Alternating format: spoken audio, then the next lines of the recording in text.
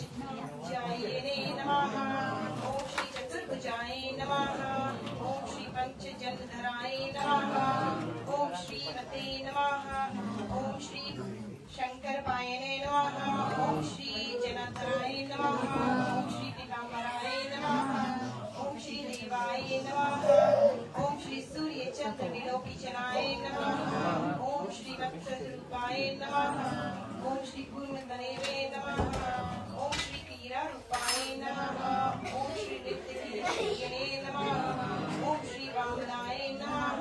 ओम श्री बालभागाय नमः। ओम श्री रामाय नमः। ओम श्री बलवे नमः। ओम श्री कंसने नमः। ओम श्री हयानाय नमः।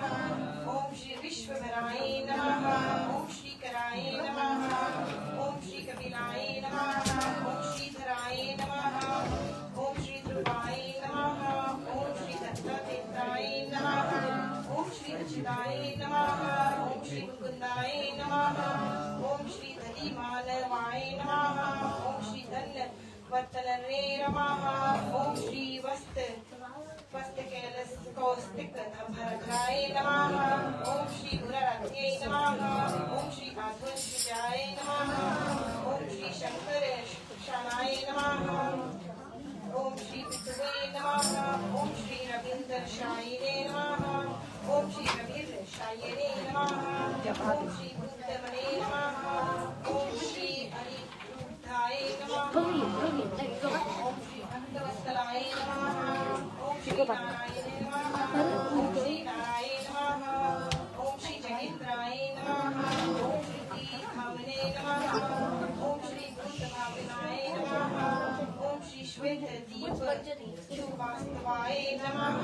ओम श्री संकालिक मुनिश्रेष्ठाय नमः। ओम श्री भगवते नमः। ओम श्री शंकर प्रियाय नमः। ओम श्री धराकांताय नमः। ओम श्री वेदांतविदे नमः। ओम श्री भागीस्त्री जगत भूमि पद्मनाय वाय नमः। ओम श्री शांत प्रभुवे नमः। ओम श्री सर्वभुवे नमः। ओम श्री विभुवे नमः। ओम श्री घनश्यामाय नमः। ओम श्री जगत करणाय नमः। ओम श्री अव्ययाय नमः। ओम श्री बुद्धि वसराय नमः। ओम श्री शांतमते त्वने नमः। ओम श्री लीलवानुष्य विग्रहाय नमः। ओम श्री राहुग्राय नमः। ओम श्री वीरांगरूपाय नमः। ओम श्री भवे नमः। ओम श्री आदिदेवाय नमः। ओम श्री देवदेवाय नमः। ओम श्री प्रहलाद परिपालकाय नमः। ओम श्री महाविष्णुवे नमः। वासुदेव सुतं देवं कंसचाणूरमर्दनं देवकी परमानन्दं श्रीकृष्णं वन्दे जगद्गुरुम्। राधे राधे। आदौ देवकी देवघं शरणं गोपीगृहं वर्धनं मायापुत्रं जिमिताभरणं गोवर्धनधारणं तं श्रीगौरवादिहरणं कुन्तीसुतपालनं यत् श्रीमद्भागवत पुराण कथित श्री कृष्णा लीला अमृतम। बोलिए श्री कृष्ण भगवान की जय। आए भक्तों को राधे राधे। आज हम छठी रात पर पहुंच चुके हैं। वक्त दौड़ रहा है, मुझे लग रहा है ये कथा सुनने में बड़ी आनंद आ रही है। हमने कल सुना था कि कैसे अकोरे जी आकर श्री कृष्ण को मथुरा लौटा लेकर जा रहे हैं, उनकी जन्मभूमि। वहां जाकर उसने बहुत लीलाएं की। हमने सुना कैसे धोबी को उसने तारा, वही धोबी था जो सीता माता को वनवास से कराया था, जिसने कहा था कि फिर उसने कुबरी को ताराया। कुब्जा, उनका नाम कुब्जा था। फिर उसने राजा कंस को भी मारा, अपने माता पिता को छुड़ाया और अपने माताओं को 6 पुत्रों से भी मिलाया। फिर उसके आगे जरूर से भी युद्ध की।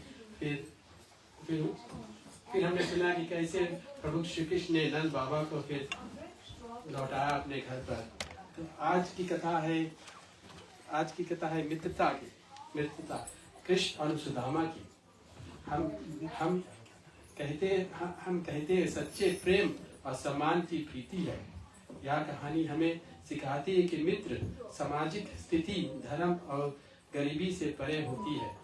और हम सुनेंगे प्रभु श्री कृष्ण ने कैसे 16,100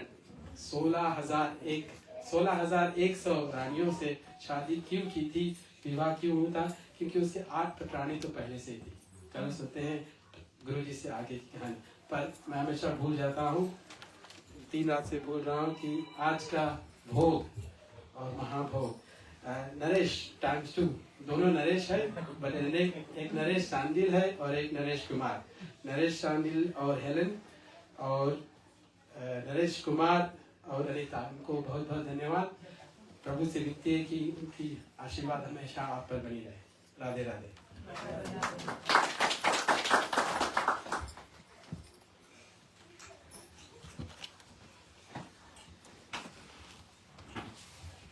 हे शिव के लाला अर्ज सुनो, हम शरण तुम्हारी आए।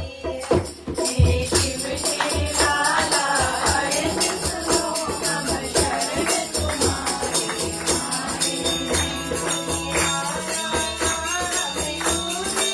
हमें तुझे जग के हमें ठुकराए।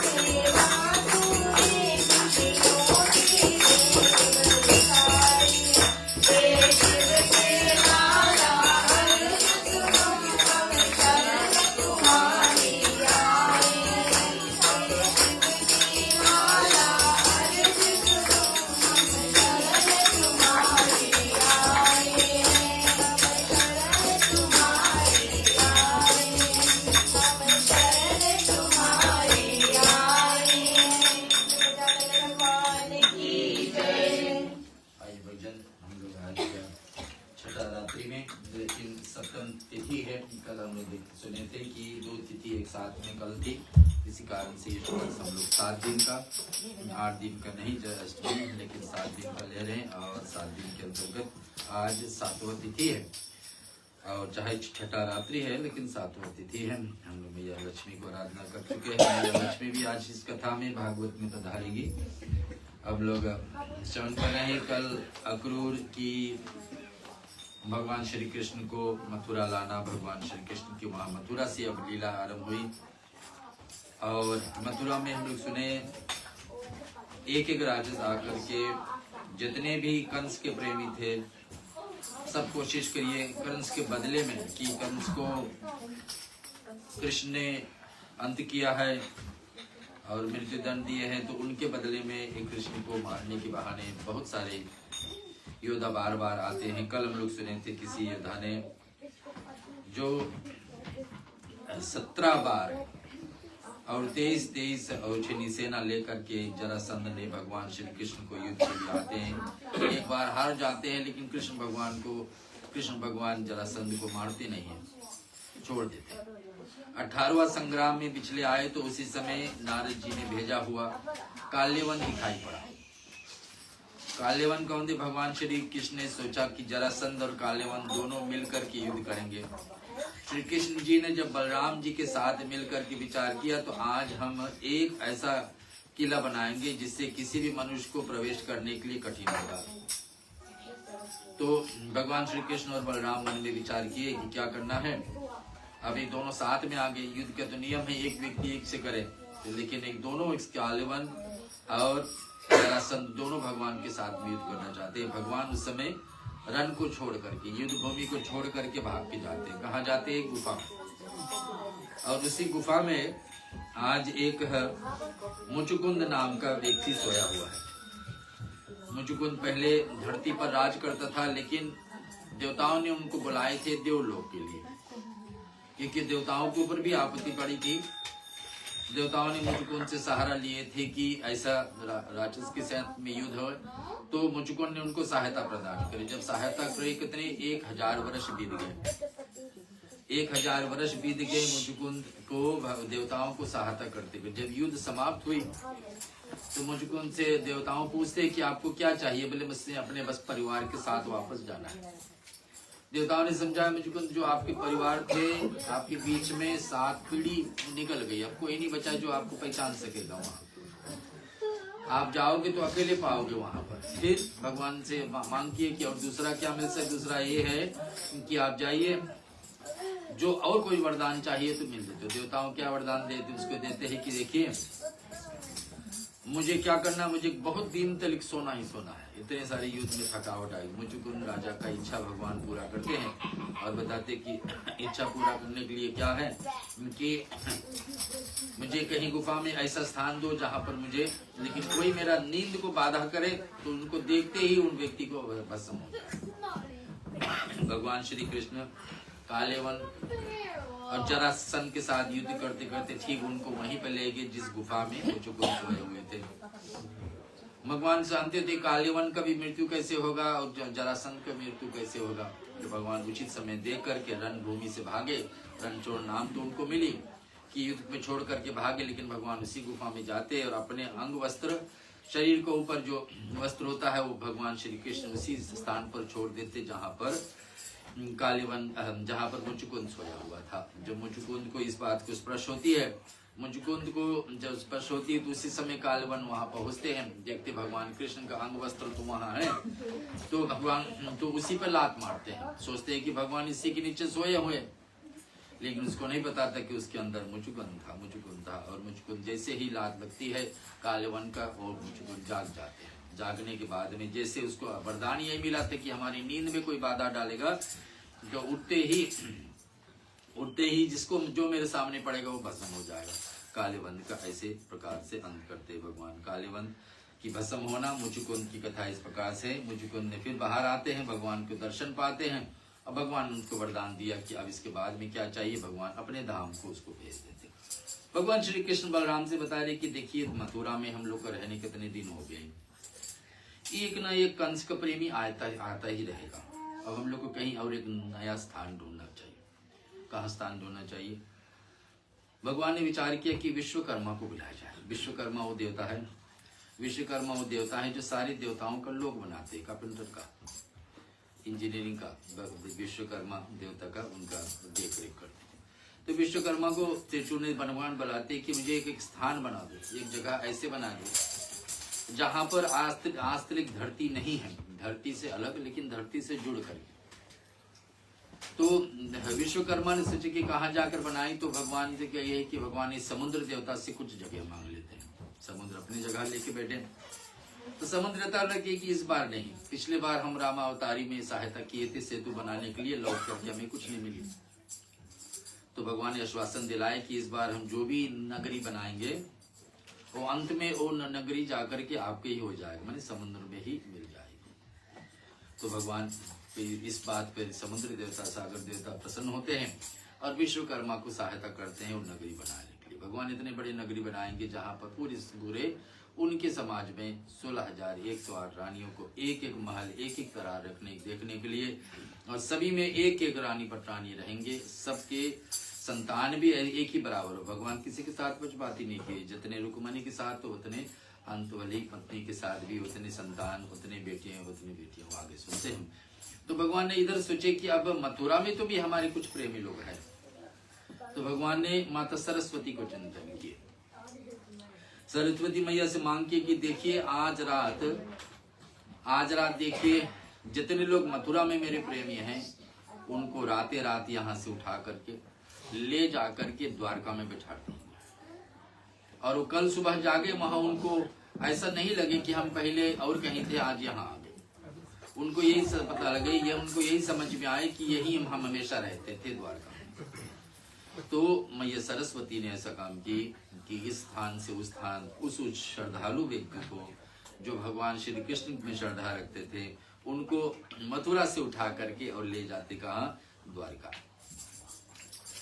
द्वारका उनका नाम पड़ी कि सब लोग ये होते थे कि इतने 16,108 महल का जगह है, तो सभी का नाम कहीं वाले नाम कैसे पड़ा, तो कि द्वार कहाँ है, इसका अंत कहाँ, कोई नहीं अंत पा रहा था कि कहाँ शुरू कहाँ अंत। 16,108 द्वारका श्री कृष्ण मथुरा ने लौट करके अब जा रहे हैं। तो सुखदेव जी राजा परीक्षित को बता रहे कि सुनिए ये बात मैं तुमसे पहले ही नवम स्कंद में कहा चुका था कि अंतरदेश में राजा रेवत हुआ करते थे। अब भगवान श्री कृष्ण का विवाह का चर्चा आ रही है इसमें श्रीमद् भागवत में, जो पिछले 6 रात्रि से आपके बीच में बता रहे। भगवान श्री कृष्ण ने स्वयंवर में गए शिशुपाल और उनके पक्षपाती शालत के राजाओं को बलपूर्वक हर कर्म से सबते देखते जैसे गरुड़ अमृत हुए थे। सुखदेव मुनि बता रहे कि सुनो, विवरण कर रहे कि राजा भीष्म के एक सुंदर कन्या था और 5 पुत्र थे। रुक्मणी हम लोग सुने थे पहला दिन की कथा में कि रामावतारी से बहुत सारे कार्य जी भगवान ने छोड़ दिए थे जो कृष्ण अवतार में पूरा करते हैं। राम तो कृष्ण बन गए, लक्ष्मण चलिए बलराम बन गए, हनुमान जी वही रहे जो त्रेता में द्वापर में आए, जामवंत भी इंतजार कर रहे हैं, कई बन करके आकर देवकी बन जाते हैं, कौशल्या करके यशोदा बन जाती है, और सीता मैया को क्या होता है। पूरे रामावतारी में किसी व्यक्ति को, किसी भी सज्जन को सबसे ज्यादा दुख मिली और दुखी दुख सहन करते रहेंगे तो मैया सीता, जो जन्म ली, चलिए भूमि पुत्री थी, लेकिन जन्म लेने के बाद ही पिताजी ने ऐसा प्रण रख दिया कि जो कोई भी धनुष को उठाएंगे, तोड़ेंगे, चढ़ाएंगे तो भी उनके साथ विवाह होगा, और बहुत सारे कष्ट सही। फिर पति के साथ में वन में दुख, और वहां भी हरण हो जाना, हरण हो करके बाद में घर लौटना, तो अग्नि परीक्षा के बाद में फिर देश से निकाला जाए, ये सब असहनीय था। सीता मैया ने कहा भगवान सीता तो साथ साथ में यह लक्ष्मी का अवतार है, जैसे विष्णु का अवतार भगवान राम थे। मांग की है कि भगवान क्या हमारे जीवन में ऐसा, तो भगवान ने कहा, आश्वासन दिलाए कि देखिए अगले अवतार में हम आएंगे, कृष्ण अवतार रहेंगे, तो आपका पूरे के पूरे लीला में राजमहल का सुख मिलेगा। राजमहल का सुख कैसे मिलने वाला है कि रुक्मणी बन करके आए। सुखदेव जी कथा सुनाए कि भगवान श्री कृष्ण ने रुक्मणी के विवाह करने के बाद निश्चय की। अब संजोग की बात है, भगवान के जितने विवाह है कहीं पर भगवान ने प्रस्ताव लेकर नहीं गए कि विवाह करना है, वहां सबका, चाहे उनका परिवारजन या तो स्वयं कन्या मांग की कि ऐसा हो जाएगा। भगवान ने कृष्ण रुक्मणी का विवाह करने का कैसे बात हुई, एक समय बात है कि रुक्मणी जी जब अपने भाई के फैसले पर पता चला कि उन्होंने अपनी एक विश्वास पात्र ब्राह्मण को बुलाकर भगवान श्री कृष्ण के पास संदेश भेजे। रुक्मणी ने चिट्ठी भेजे भगवान के पास के और पत्र में लिखे कृष्ण को कह दिया कि प्रियतम, मैंने आपके पति के रूप में स्वीकार कर लिया है। कौन करेंगे? रुक्मणी श्री कृष्ण को। और मैं विवाह के शिशुपाल के मेरे विवाह शिशुपाल के साथ होने जा रहा है। मैं आपके एक उपाय बताती हूँ कि देखिए, हमारे यहाँ एक बड़ी नियम है कि कन्या को जैसे मंत्री पूजा विवाह से एक दिन पहले होता है, और उस दिन कन्या को चाहिए कि देवी के मंदिर में जाकर पूजन प्रार्थना करें। तो ये हम तैयारी करें कि हमारे विवाह से पहले ही हम भी जाएंगे देवी के गिरजा मंदिर प्रार्थना, जैसे सीता मैया ने की थी भगवान राम को पाने से पहले मैया के मंदिर में जाकर के। तो वैसे बोले मेरा भी ऐसा नियम है, इस गांव का भी हमारी यही नियम है कि सुनिए, उनकी नगर में भी गिरजा मंदिर जो है वहीं में जाऊंगी पूजन करने के लिए विवाह से एक दिन पहले।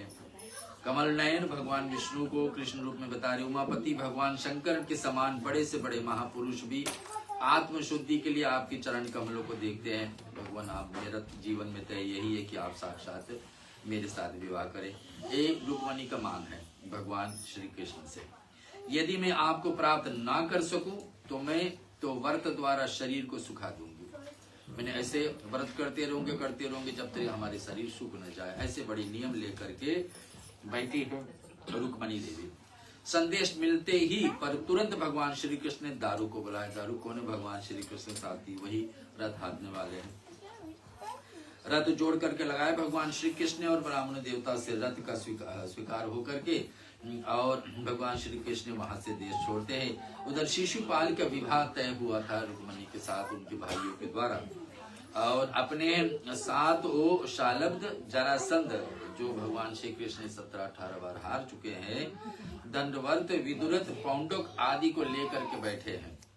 राजा भीष्म जिसका पुत्री है रुक्मणी ने सुना कि भगवान श्री कृष्ण बलराम को सहित विवाह देखने आ रहे हैं। तब राजा ने उनका स्वागत और पूजन आसना से उनके ठहरने के लिए उचित प्रबंध किया। 2 गाड़ी, एक ड्राइवर पे हाफ ब्लॉक किया और एक जीप किसी की यार्ड ब्लॉक किया है। तो आप जानते हैं कौन है? आप ही की गाड़ी है, आपने पार्क किया। चलिए निकालिए उसे। नंबर मैं लाता हूँ। नहीं पता है नंबर, पता है। जय हो। और एक और है जीप। जीप में बताया जीप और एक गाड़ी है पूरा कार्गो कंपनी। कृष्णचंद्र भगवान की जय। तो चलिए आगे बता रहे हैं हम आपको। रास्ते में युद्ध होना है, भगवान श्री कृष्ण पहुंचे हैं अब रुक्मणी जी को मांग पर। उसी समय रुक्मणी जी ने जो देवी के दर्शन के लिए चली जाती है, उनकी रक्षा के लिए साथ में अनेक सैनिक भी हैं कि कोई ऐसा ना हो। रुक्मणी जी के हाथ पैर पर धोकर मंदिर में प्रवेश करती है। पूजा करके लौट रही ही थी कि भगवान श्री कृष्ण ने भीड़ में रुक्मणी जी को उठा करके लेकर उनको हर के। भगवान श्री कृष्ण का एक रुक्मणी हरण भी एक नाम है। तो यहाँ पर पूरा बड़ा यदुवंशियों के साथ वहां से चले गए। सब लोग देखते देखते, किसी को समझ पता ही नहीं चला, सब लोग देखते देखते रुक्मणी हरण हो जाती। तो उस समय जरासंध के वर्षवती अभिमानी राजाओं का अपना बड़ा ही भारी तिरस्कार कर यश कीर्ति का नाश सहन कर लेता। आपको पता जरासंध हमने देखे भगवान श्री कृष्ण से 17 बार हारे हैं। पूरी सेना लेकर के आए, फिर भी भगवान कृष्ण अकेले उनसे हारे हैं। अब ये समय उनको सामने देखते देखते ऐसा हो गया, उनको ये सहन से बाहर था।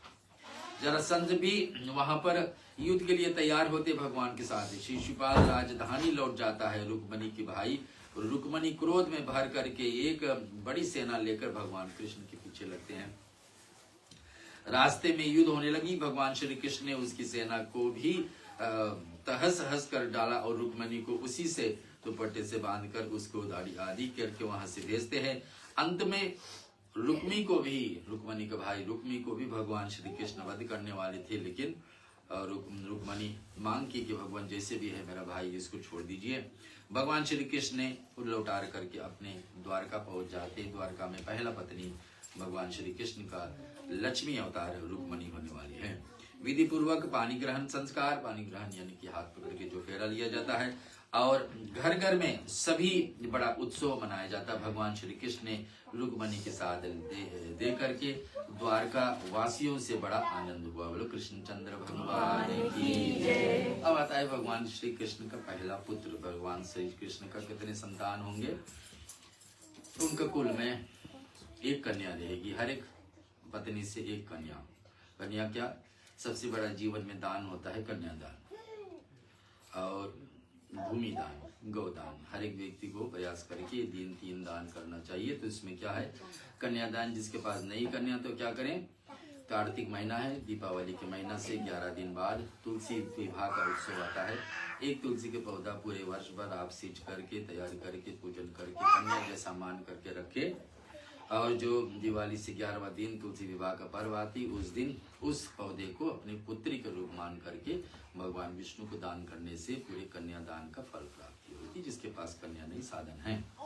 और गौदान तो कोई भी कर सकता, भूमि दान यानी जमीन दान भी कोई भी कर सकता है। चलिए उसको यहाँ लिखा है कि भगवान श्री कृष्ण का 16,108 रानियों में से एक रानी एक कन्या सबसे हुई बराबर। पुत्र भगवान का 2 पुत्र होने का क्या मतलब, यहाँ की वंश को आगे बढ़ाने के लिए, और पुत्र है तो वंश आगे बढ़े, और फिर पुत्रियां क्या सबसे बड़ा जीवन में बड़ा दान करें। सुखदेव जी कहने लगे, सुनिए राजा परीक्षित, कामदेव भगवान वासुदेव के ही से अंश से वे पहले रुद्र भगवान क्रोधित में भस्म हुए थे, फिर वे शरीर के लिए उन्होंने भगवान वासुदेव को आश्रय किए थे। कामदेव नाम के भगवान थे, और उसने भगवान शिव को समाधि में बाधा डाले थे। भगवान शिव ने अपने तीसरी नेत्र खोले थे तो उसको भस्म किए थे, और मांग किए थे कि मेरा दशा क्या होगा, तो मांग किए कि आपने कृष्ण के पुत्र बनकर के आओगे। बालक प्रद्युम्न ने उसी प्रकार से दिन से भी उनकी शबरासुर वेश बदला करके सुधिग्राम में प्रद्युम्न हुए। तो भगवान श्री कृष्ण का पहला पुत्र यहाँ जन्म होता है प्रद्युम्न नाम का। आगे कथा मिलती है समंतक मुनि की कथा, और जामवंती और सत्यभामा का पहला विवाह भगवान श्री कृष्ण का होगी रुक्मणी के साथ। अब दूसरे विवाह की चर्चा आ रही है। सुखदेव जी कहे, राजा परीक्षित और सत्राजित भगवान सूर्य का बड़ा भक्त था। एक राजा था जिसका नाम था सत्राजित। भगवान शिव की आराधना करता था। सूर्य भगवान हम लोग को शरीर में आंख की बीमारी दूर रखते हैं, खून की बीमारी दूर रखते हैं, हड्डियां की बीमारी को दूर रखते हैं, और जीवन में उज्ज्वला लाते हैं। जैसे कि तेजी से जिस काम जिस नौकरी में आप रहेंगे सबसे उत्तम रहोगे, तो सूर्य भगवान की कृपा है। तो सुखदेव मुनि बता रहे कि सुनो परीक्षित, सत्राजित नाम के एक राजा है, बड़ा सूर्य भक्त है, 5 देव में एक मुख्य देवता है। तो उनके पास प्रसन्न होकर भगवान सूर्य नारायण ने एक समंतक मणि दिए थे, प्रदान किया हुआ मणि प्रतिदिन 8 भार यानी कि 300 किलो तलिक आपका सोना पैदा करता था समंतक मणि। एक बार भगवान श्री कृष्ण ने प्रसन्न वंश से कहा कि सत्रजीत, तुम्हारी अपनी मणि राजा उग्रसेन का दे दो। उग्रसेन कौन है? कंस भगवान का, यानी कि कृष्ण भगवान के पूर्वजों को मथुरा में रहने वाले। अब इतने सोने तो आपके पास होगी, इतने सारे, कितने क्या होगी, किसी और राजा को दे तो कि उसका भी लाभ हो जाए। परंतु वह इतना लोभी था कि उसने भगवान की आज्ञा उल्लंघन कर दी। सत्रजीत ने उसकी कुछ भी विचार न करने के अस्वीकार कर दिया। एक दिन सत्रजीत का भाई प्रसेन उस मणि को गले में धारण करके घोड़े में सवार करके चले जाते हैं। तो सत्रजीत और उनके पास से क्या समंतक मणि, और उनके भाई प्रसेन लेकर के गले में धार करके चले जाते हैं। वहां पर एक सिंह यानी एक शेर ने उसके ऊपर प्रहार कर दिया। किसके ऊपर? प्रसेन के ऊपर। प्रसेन कौन है? तो सत्रजीत का भाई। और जाकर के शेर ने प्रहार किया तो घोड़े सहित मार डाला, और मणि जो समंतक मणि था उसको लेकर पर्वत की गुफा में प्रवेश कर लेंगे। और वहां पर कौन रहते थे? जामवंत, जो रामावतारी से इंतजार कर रहे हैं। कि हम लोग सुने थे पहले दिन, जामवंत कौन था? जो सबसे बुजुर्ग था। सुंदरकांड के पहला शब्द उन्हीं का नाम आता है, जामवंत ने याद। और जामवंत की इच्छा था राम अवतारी में भगवान सभी को कुछ न कुछ दिए। जामवंत से पूछिए आपको क्या चाहिए प्रभु। जामवंत ने कहा था कि भगवान मेरी मन की इच्छा मन में ही छोड़ दिया जाए। भगवान बोले बताइए तो क्या। बताए थे कि तुम्हारे और जब रावण में युद्ध हो रहा था हमारी मन की इच्छा था कि भगवान तुम्हारे या रावण जैसा कोई होता योद्धा तो हम युद्ध करते हैं। अब ऐसा ही भगवान का भक्ति युद्ध करने की भगवान से इच्छा है। तो जामवंत को भगवान ने कहा कि तुम्हारी ये इच्छा इस जन्म नहीं दूसरे जन्म में। जामवंत उस समय से इंतजार कर रहे हैं प्रभु। तो अब यहाँ बेला आ रही है। शत्रुजीत नाम के राजा है, उनका भाई प्रसेन इनका समंतक मणि को लेकर के बाहर गए और सिंह यानी शेर ने उसके ऊपर प्रहार किया तो घोड़े सहित उनको भा लिए। लेकिन उस समंतक मणि बच गई। वो ले जाकर शेर कहाँ रखती है? उस गुफा में। गुफा में कौन रहे? जामवंत। और उसे मार डालते हैं। और ऋक्ष रात जामवंत ने उस शेर को मार डाले और मणि को लेकर बच्चों के साथ खेलने लगे। समंतक मणि जो था उसको लेकर के रख लिए। जब प्रसेन ने लौट करके नहीं आए तो शत्रुजीत को अपराध हो। शत्रुजीत सोचने लगे ये हो ना हो कृष्ण का ही है करनी, कि कृष्ण पहले मांग चुके थे कि समंतक मणि उग्रसेन राजा को दे दो। वहां खोजते खोजते लोगों ने देखा तो घोर जंगल में सिंह ने प्रसेन को उसके घोड़े को मार डाले थे। जब वे लोग सिंह को पैरों को पैर करते पकड़े तो भगवान श्री कृष्ण के सभी तरफ से कलंक लगे। कलंक लगी कि सचमुच में इसी ने ही समंतक मणि चुराया। और जब ऐसा दशा हुई तो भगवान कृष्ण का कथा लिखा है ऐसा यहाँ पर कि किस कारण से भगवान श्री कृष्ण के ऊपर कलंक लगी। बनी कोई कारण तो होगा हमारे ऊपर, आपके ऊपर कोई के दोष लगे कि आपने ऐसे किया और सचमुच में नहीं किया है तो कारण तो होना चाहिए।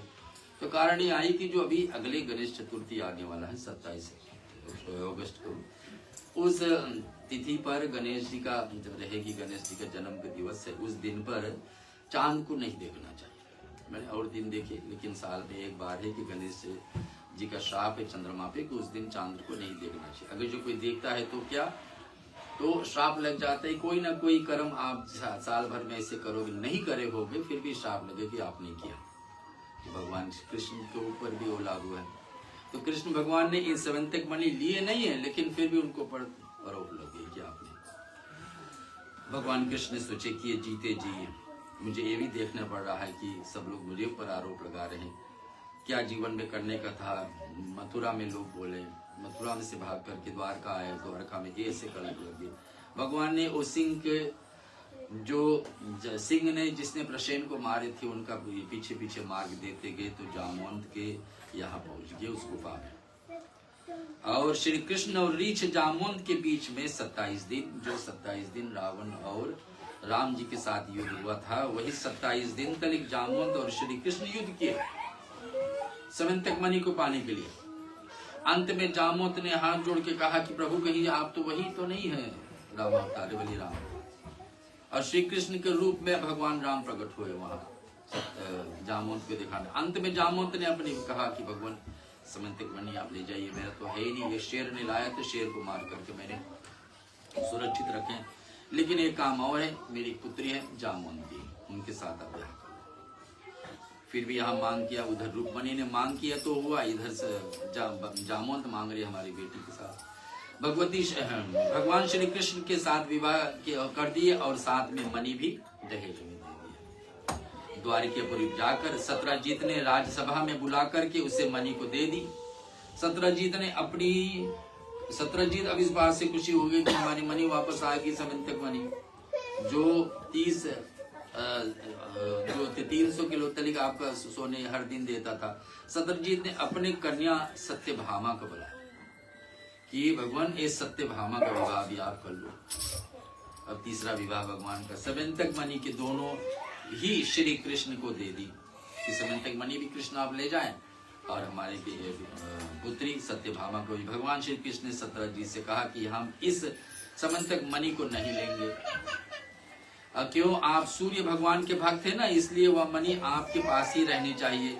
हम तो केवल उसके फल अर्थात उसमें निकलने हुए सोने निकाल, जो सोने निकलेगा वो तो आपने तपस्या किया सूर्य भगवान को तो आपको प्राप्त होगी। जो सोने निकलेगा वो आप बांट सकते हैं, लेकिन जो वस्तु है वो आपको इस स्वर्ण को ही हमें दे देना चाहिए। तो सुखदेव मुनि आगे बताते समंतक मणि हरण की कथा हम लोग सुन चुके सन धन्य और उद्धार का अक्रूर का भी और द्वारका बनाना भगवान ने आगे आगे और विवाह की तैयारी भगवान श्री अनायास विवाह कथा भौमासुर और उद्धार का 16,000 कन्याओं के साथ विवाह की कथा आ रही है। भगवान श्री कृष्ण ने अक्रूर से कहा कि चाचा आप दान धर्म और पालक है, आप दान धर्म के पालक है। हमें यह बात पहले से मालूम था कि शतधन्या आपके पास समंतक मणि छोड़ दिया गया है। अब ये बात भगवान श्री कृष्ण ने द्वारिकापुरी में लौटकर अक्रूर से बुला करके कहते हैं कि सुनिए, एक बार भगवान श्री कृष्ण पांडवों को मिलने के लिए इंद्रप्रस्थ में गए। उनके साथ सत्यजी बहुत सी यादों भीड़ रहते। इधर 5 पांडव को वन में दुर्योधन आदि से गलती से हो गई थी और छल से दुर्योधन ने 5 पांडव को वन में भिजवाए, जो भी 14 वर्ष के लिए। 5 पांडव को पता लगा कि भगवान कृष्ण मिलने आ रहे हैं और उस दिन संजोग से उनके पास कुछ है ही नहीं श्री कृष्ण के लिए देने के लिए।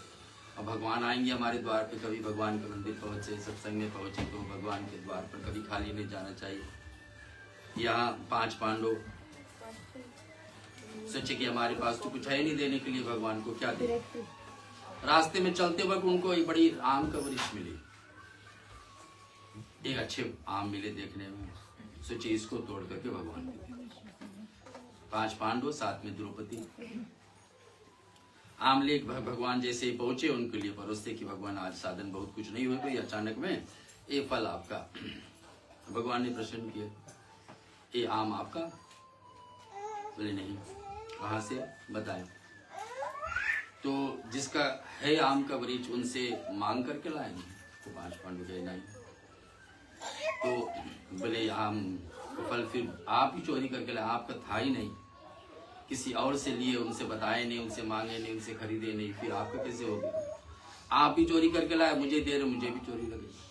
मैंने कहने की वस्तु, जो वस्तु आपके नहीं कमाई का है वो भगवान को कैसे अर्पण करे? दूसरे का, पड़ोस का, यहाँ वहां से ले करके भगवान को दे रहे हैं। 5 पांडवों ने कहा कि भगवान तो उपाय क्या है? भगवान ने कहा मैं तो भूखे रहने को तैयार हूँ, मुझे कोई वो नहीं है, लेकिन आप चाहते हो तो 2 प्रयास में बता रहा हूँ। भगवान बता दे कि 1 वर्ष तक गौ माता को गेहूं खिलाए, जौ खिलाए, और जो मैया गौ माता तो जौ को पचा नहीं पाएगी, वो गोबर में उतार देगी। जो उतर जाए जो उसी को गौमूत्र में पकाकर 1 वर्ष तक वही भोजन करे, तो आप वो पाप से हट जाओगे कि किसी और का लिया हुआ वस्तु, हरण किया हुआ वस्तु लाकर भगवान को देखो पाप। बड़ी से 5 पांडव पूछे भगवान कोई अच्छा और उपाय बताओ। दूसरा उपाय है आम को ले जाओ वही वृक्ष में फिर से लगा। भगवान बताए कि देखिए हाँ ये लोग सोचे कि ये सच होगा, ये सत्य हो जाएगा, ये कर लेते। लेके गए, 1-5 पांडव अपना अपना पुण्य दान कर रहे हैं। युधिष्ठिर ने कहा कि जीवन में पहले कभी मैंने झूठ नहीं बोला है तो उसका पुण्य से जाकर ये फल लग जाए। फल थोड़ी दूर चली गई लेकिन लग नहीं पाई। अर्जुन ने बताया अपना पुण्य के बारे में, सारे 5 पांडव अपना पुण्य बताया। आम लग करके 5 पांडव के पुण्य से आम लग गए। फिर गिरी, फिर द्रौपदी के बारे में। लेकिन मैं कहता हूं कि 5 पांडव के सिवाय छठा किसी व्यक्ति को अपने जीवन में पुरुष के रूप में नहीं देखा हो तो आम का फल जाके लग जाती फल पे, चलते चलते वो फल फिर गिर जाती। द्रौपदी के मन में संशय कि भगवान, हमने लौट करके आगे श्री कृष्ण से पूछती कि भगवान ऐसा कैसे हुआ कि हमारे जीवन में 5 जो पति है सो है और कोई आज तक हमने उससे बाहर नहीं देखे। भगवान ने बताया कि देखिए जब चीर हरण हो रहा था, चीर हरण हो रहे थे उस समय आपने तो जरूर सोचे कि 5 पति हमारे होते हुए भी आज मेरा चीर हरण हो रहा। इसके मतलब आपको ये 5 में विश्वास नहीं था, 5वां से सिवाय छठे में विश्वास तुम्हारी बढ़ी। उसी कारण से तो रहा ना कि मन में बात आई कि 5 होते हुए भी। तो ऐसे भगवान श्री कृष्ण यहाँ 5 पांडवों को, और बाद में महाभारत होती है, सब बात कथा अलग है। यहाँ पर भगवान के लिखा है कि भगवान श्री कृष्ण ने राजाओं से भरी सभा में उसको बलपूर्वक हरण करके और विवाह का तैयारी करी। किसके विवाह हो रहा है? भगवान अवंती देश में उज्जैन का विंद अनुविंद शासक है। भगवान श्री कृष्ण अब सुदामा की तरफ चल रहे हैं। उज्जैन में संदीपिनी आश्रम में भगवान सुदामा बलराम और श्री कृष्ण पढ़ने के लिए जाते हैं। एक दिन के बाद ही उज्जैन में महाकाल भगवान शिव का मंदिर है, विशाल कालों का महाकाल। और वहां पर एक गरीब दुखिया स्त्री बैठती थी हमेशा, जिसका आदत था कि जो मांग में मिल जाए भीख मांगने से उसी को ग्रहण करती थी। एक दिन बारिश का दिन था और उस स्त्री के पास में कुछ चने लाकर लोग रखे थे, जानते थे वही लेंगे, लेकिन वहां से हटी। योग गुरु माता वहां पर पहुंची कि चने प्रसाद जरूर प्रसाद के रूप में है, मंदिर के बाहर तो प्रसाद ही होगा, इसको उठा करके ले जाती है। और उस दिन प्रसाद के रूप में सुदामा बलराम और कृष्ण को कुछ दे नहीं पाई, ये चने दे देते हैं। और भगवान श्री कृष्ण ने उचित समय दे करके श्री कृष्ण को जो चने मिले वो चने भगवान श्री कृष्ण ने सुदामा को दिए कि आप इसको देख रख करें, बारिश के समय है, आप सुरक्षित रखें, जब हम लोग को समय लगे तो इसको पान करेंगे। और वो लेकर के वन में थे, लकड़ी ढूंढने के लिए गए थे। संदीपनी आश्रम से आदेश है कि जाकर के हर दिन प्रतिदिन इतने समिधा इतने लकड़ी लेके, और उस समय का बात है कि लकड़ी काटा नहीं जाता था वृक्ष, जो अपने से पेड़ से गिरने वाले हो टूट जाए तो उसको लेकर के बटोर करके जाना, उसी से आग चलेगी, उसी से हवन विधि होगी, उसी से खान पान भी होगी। तो कृष्ण बलराम और सुदामा का यही काम था। तो उस दिन भगवान श्री कृष्ण भगवान श्री सुदामा क्या करते हैं, वो चने को खा लेते हैं। था तो भगवान कृष्ण का। भगवान कृष्ण जब मांग करते कि सुदामा हमारे भाग वाला दे, तो बोले कहीं गिर गई, ऐसे करके मना कर दिए कि हम नहीं दे पाए। बाद में पता चला कि ये सुदामा ऐसे क्यों कहे, स्वयं क्यों खाए। उसको पता था भगवान से कभी गलती तो हो नहीं सकता, हमसे भगवान से कुछ गलती होगा। सुदामा भी ऐसा था कि तीनों कालखंडिक समय देख सकता कि मैं पहले क्या था, अभी क्या हूँ, भविष्य में क्या होने वाला हूँ अपने कर्म से। और सुदामा का इस बात को भगवान को भाई की देखिए, जो चना उठा करके लाई थी गुरु माता, और किसी का जिसको मिलना था, जो माता जी बैठी थी बाहर उज्जैन मंदिर के पास, वो चने उनको श्राप देते कि जो कोई भी उठा करके ले गया है वो दरिद्र हो जाएगा, वो दरिद्र हो जाएगी, जो इसके खाया होगा। श्राप ऐसा काम करता है, भगवान को भी असर कर सकता कि जो कोई भी चना लेके गए हैं वो दरिद्र हो जाएंगे। सुदामा को उस बात को पता है, श्री कृष्ण के लिए है, और अगर जो श्री कृष्ण इसको खाएंगे तो भगवान दरिद्र हो जाए, लेकिन श्राप है तो अपनी जगह काम करेगा। अथवा हम सोचे कि हो सकता था कि भगवान श्री कृष्ण सुदामा क्या कर इसको फेंक देते, कोई नहीं खा, ना कृष्ण ले ना सुदामा ले। लेकिन इतना भी सुदामा देख सकते थे कि भगवान कृष्ण का हाथ में जब प्रसाद पड़ेगी तो प्रसाद होगी। कृष्ण भगवान नहीं लिए होते अपने हाथ से तो बात अलग होता है, लेकिन अपने हाथ में ले चुके तो अब तो प्रसाद का रूप हो गया, इसको फेंकेंगे तो अलग दोष। प्रसाद का अर्थ होता है प्रसाद, प्रसाद 3 अक्षर से बनती। प्रसाद, प्रा का मतलब प्रभु भगवान, सा के मतलब साक्षात में होल फॉर्म, दा का मतलब दर्शन। प्रसाद का ग्रहण कर लो, समझना भगवान के दर्शन। कोई कि किसी घर पर आप पूजा में जाए, प्रसाद ले लो और हवन की भभूति लगा लो, उनको जितने पुण्य मिलने वाला जितना जो व्यक्ति कथा में। तो भगवान श्री कृष्ण ने को बचाने के लिए सुदामा ने ऐसे किया, और दरिद्रता होने का दुख अपने ऊपर ले लिया। ऐसे होते हैं भगवान के भक्त जो सुदामा थे। यहाँ कृष्ण भगवान का लेख विवाह के विषय में चर्चा है। भागवत का इस भाग में हम लोग चल रहे हैं, जहाँ पर भगवान श्री कृष्ण और भी विवाहों के बारे में चर्चा है। और कैलाश देश में एक राजा नंदजीत होते थे, उनका नाम उनके भी एक परम सुंदरी पुत्री थी जिसका नाम था सत्या। राजा की प्रतिज्ञा के अनुसार 7 दुर्योधन बैलों को जो 7 बैल को एक साथ नाथ दे। जो लोग परिचय है खेती बाड़ी से जानेंगे कि 2 बैल को नाथना कितना कड़ा काम है। यहाँ 7 को एक साथ एक प्रण रख के बैठे थे कि जो कोई ऐसा कर ले, इससे कोई भी राजा उसके विवाह के ना करने को तैयार था।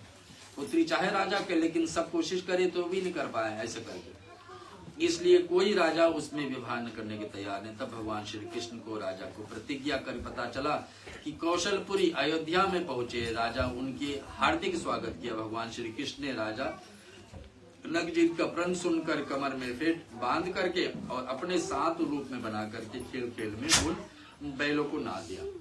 किसी को पता नहीं चली कि भगवान क्या कर रहे हैं। तो 7 बैलों के साथ में भगवान की कृष्ण की राजा नगजीत का प्रण सुन करके भगवान श्री कृष्ण ने उसे रस्सी बांध करके ऐसे खींचने लगे कि छोटा बालक कष्ट करके बैलों को खींच रहा है। और भगवान श्री कृष्ण ने अपने अनुरूप पत्नी सत्या को विधि पूर्वक पानी ग्रहण किया। यहाँ भगवान का ऐसा विवाह श्री कृष्ण ने एक बुआ शुद्ध कीर्ति को के देश में जहाँ भगवान श्री कृष्ण कहाँ विवाह नहीं किए। अयोध्या आए वहां भी किए, उज्जैन में किए, यहाँ पर के देश भी पहुंच रहे, वहां पर विवाह है। उनकी कन्या का नाम था भद्रा और उसके भाइयों संतदत्त और स्वयं उसका विवाह भगवान श्री कृष्ण से मांग किए। भगवान कृष्ण तैयार हुए। मध्य प्रदेश MP में राजा में भगवान एक लक्ष्मणा नाम का एक पुत्री थी, अत्यंत सुलक्षणा थी लक्ष्मणा। अभी लक्ष्मणा नाम है, ये कहाँ पर मध्य प्रदेश है, जहाँ आजकल के बागेश्वर बाबा का मंदिर है, वहां पर लक्ष्मणा नाम का पुत्र है। लक्ष्मण नाम के एक राजा का पुत्री है, जिसने भी मांग की भगवान के रूप और कला और दर्शन करने के बाद में ये लक्ष्मणा, इनका पतों का नाम भी लक्ष्मणा पड़ेगा। संजो के बाद में अंतिम भगवान ने किसी के हाथ से कुछ पी करके शरीर छोड़े हैं अपने आप, तो लक्ष्मणा नाम का प्रवृत्ति से। इसी प्रकार भगवान श्री कृष्ण के स्वयंवर में अकेले ही उसको हरण किया था। इस प्रकार से भगवान श्री कृष्ण ने भौमासुर को मारकर और बंदी को, भौमासुर नाम के राक्षस हुआ करते थे जो 16,100 पुत्रियों को हरण करते थे, अनेक पुत्रियों को हरण करके रखे थे। सब मनी मन कात्यायनी देवी की कथा हम लोग सुने थे। उस दिन सब मनी मन ये प्रार्थना कर रहे थे कि भगवान श्री कृष्ण जैसा हम लोग को पति मिले। भौमासुर ने वरुण देव का छत्र, माता अदिति का कुंडल तथा मेरु पर्वत के सिद्धत देवताओं को मणि पर्वत छीन लिए थे। मणि इतने बलशाली थे भौमासुर की। उस स्वर्ग की राजा इंद्र भगवान श्री कृष्ण के पास आए और उसको एक एक करतूत को वर्णन किए कि देखिए भौमासुर है और बड़े परेशान कर रहा, एक एक देवताओं से कुछ कुछ छीन करके बैठे। और गरुड़ जी पर सवार होकर भौमासुर की राजधानी पर योग जनित गए थे। उसके राजधानी में प्रवेश करना ही एक कठिन कार्य था। राजधानी में किसका? भौमासुर। इन्हीं के पास 16,100 पुत्रियां हरण करके रखी हुई हैं। उसके चारों ओर पहाड़ों की किला बनाए हुए थे, इतने ऊंचा ऊंचा। जल से भरी हुई खाई थी और उनमें से चारों ओर अग्नि 4 देवी थी। भगवान श्री कृष्ण ने अपनी गदा से और चोट से पहाड़ों से तोड़ डाले और शस्त्र से मंद्राचमती से वाणी से छीन छीन कर डाले। और एक बार भगवान श्री कृष्ण अपने पांजने शंख बजाए और वहां पर युद्ध हुई। भौमासुर को भगवान वध किए। वध करने के बाद में 16,100 कन्याएं भगवान श्री कृष्ण देखिए एक एक वरमाला लेकर खड़े। भगवान ने पूछा कि ये क्या? तो बता दी कि भगवान हम लोग भौमासुर के यहाँ रहने कितने वर्ष बीत गए, कितने समय बीत गए। हम अपने घर परिवार में जाएंगे तो ना हमको परिवार स्वीकार करेंगे, ना जिसके साथ ब्याह करेंगे वो हमको स्वीकार करेंगे कि आप वहां तो रह करके आए जैसे सीता मैया के साथ। वैसे हम लोगों को कौन स्वीकार करेगा? फिर भगवान से मांग की कि भगवान आप ही हमारे वर मिल जाए। और कत्यायनी माता का आशीर्वाद पे था क्योंकि ऐसे मांग किए थे कि हमारे विवाह हो। तो सुखदेव मुनि कहते कि आज इस प्रकार से श्री कृष्ण का 16,108 रानी और पटरानियों का विवाह होती है। सबके सब द्वारका में जीवन रहने लगे। कथा आगे बढ़ाते सूर्य से कृष्ण भगवान के पुत्रों का चर्चा है इसमें। अनिरुद्ध आए हैं, फिर बाद में जामवंती के साम आदि से इस प्रकार से पुत्र हुए। इनको नाम हम लोग सुन लेते हैं। सुखदेव जी कहने परीक्षित सुनो, भगवान श्री कृष्ण के प्रत्येक पत्नी के दो पुत्र एक कन्याएं हुए और रूप बल आदि से गुणों से सब के सब एक प्रकार गुणों से और रानियों में से ऐसे रानियों का नाम है। फिर सत्यभामा रुक्मणी आई, सत्यभामा आई, जामवंती, नाग जीती हुई, कालिंदिनी जो हमने सुने हैं कि स्वयं यमुना मैया है, और इधर लक्ष्मणा है, मित्र है, विंदा है और भद्रा है। ये सब मिलकर के 8 पटरानी और 16,100 इधर। ये सब भगवान श्री कृष्ण का सबसे बड़ा सबसे विराट परिवार हुए। और फिर बच्चों के साथ में लीला भगवान श्री कृष्ण का अनिरुद्ध हुए। और एक समय ऐसा आता है कि भगवान श्री कृष्ण ने महाभारत के युद्ध के, तो आपको सभी को पता है, महाभारत का युद्ध जब समाप्त हुई तो भगवान श्री कृष्ण के पास दुर्योधन के पिता राजा धृतराष्ट्र पहुंचे और बताए अंधे थे जन्म से। भगवान श्री कृष्ण से बातचीत हुई और बताए। उसी समय गंधारी भी आई, उनको पत्नी। और गंधारी आप देख सकते हैं, लेकिन धृतराष्ट्र के कारण अपने अंधे होकर के अपने आंख पट्टी बांध करके चल रही है। गंधारी ने कहा कि भगवान कृष्ण माधव, अगर जो आप चाहते तो इस युद्ध को बचा सकते थे, महाभारत नहीं होती और हमारे 100 पुत्र बच जाते। 5 पांडव सुरक्षित है, लेकिन 5 पांडवों के बच्चे तो गए। लेकिन आप चाहते तो ये सब बच सकते, लेकिन आपने रोका नहीं। भगवान श्री कृष्ण बात सुनते ही रहे थे। उसी समय गंधारी ने श्राप दे दिया, जैसे आप कर सकते थे लेकिन नहीं किए और मेरे पूरे वंश शांत हो गए, समाप्त हो गए, वैसे मैं श्राप देता हूं कि अंत में आपका भी पूरे वंश नाश हो जाए। अब श्राप और आशीर्वाद अलग अलग जगह हर एक व्यक्ति के जीवन में कहीं ना कहीं काम करती है। हम लोग सुने अभी भगवान श्री कृष्ण के ऊपर श्राप लगने वाले थे कि दरिद्र हो जाएंगे, सुदामा ने बचाए। इधर गंधारी ने श्राप दे दिया कि अंत तुम्हारा कृष्ण ऐसा ही हो। कल कथा हम लोग चलेंगे इस पे, भगवान श्री कृष्ण के जन्म के कारण। अब सुदामा के दरिद्र थोड़े से श्रवण कर लेते हैं। सुदामा लगा ली नहीं।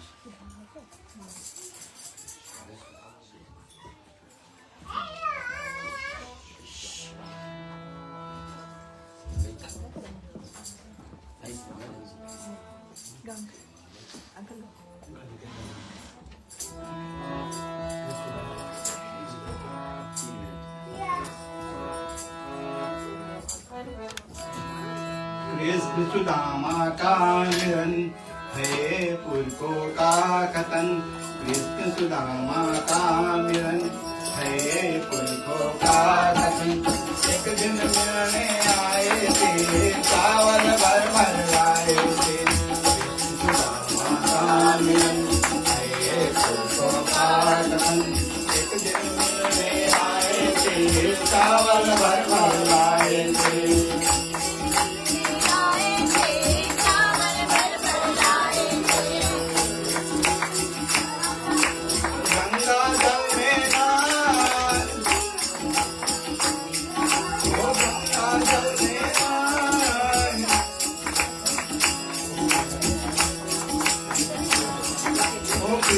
जल पे कूदा था, अनाज नाच घर लौटा था। वो पाया ऐसे की माया, चलते थे पैदल पैदल, चलते थे जंगल जंगल। एक दिन मिलने आए थे, चावल भर भर लाए थे। रामा का मिलन ये पुरखों का कथन। एक दिन मिलने आए थे, चावल भर भर लाए थे। वो मित्र के पत्नी ने कहा, चले जाओ जी द्वारका। कृष्ण कन्हैया है वहाँ, बिगड़ी बना देगा तेरा। वो मित्र के पत्नी ने कहा, चले जाओ जी द्वारका। कृष्ण कन्हैया है वहाँ, बिगड़ी बना देगा तेरा। सब कुछ उसका पास है, आखिर वो तेरा यार।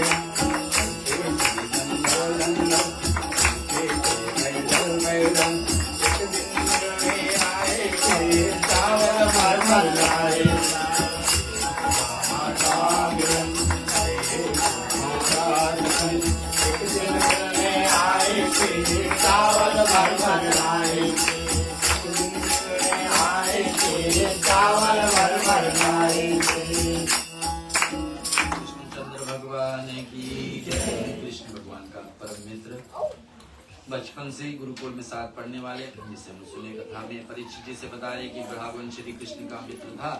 कोई बड़ी ही ब्रह्मज्ञानी था, विश्व से विरक्त और जितेंद्रिय था। पत्नी उनको सुशीला नाम की हुई। 5 पुत्र हुए, 5 बेटे हुए।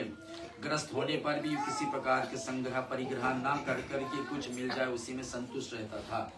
उनका नियम था कि हर दिन प्रतिदिन बस मात्र 5 घर पे जाता था भीख मांगने के लिए, और लौटा करके क्या देना, उनको जब का जो फल है उन्हें वही देना। और 5 घर पे अगर जो कुछ ना मिले तो फिर उस दिन भूखे रह जाना। एक दिन उसने अपनी पति देव सुशीला ने कहा कि भगवान कृष्ण तो तुम्हारे सखा है, वे भक्त वात्सल में शरणागत वत्सल ब्राह्मणों का भक्त है, भगवान साक्षात, आप उनके पास जाइए।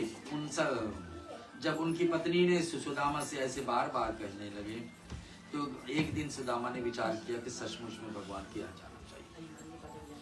और उसी बीच में भगवान भी आए सुशीला से परीक्षा लेने के लिए। एक रूप बना करके भगवान के सुशीला के पास बदल में गए कि बहन जी कुछ भिक्षा दीजिए।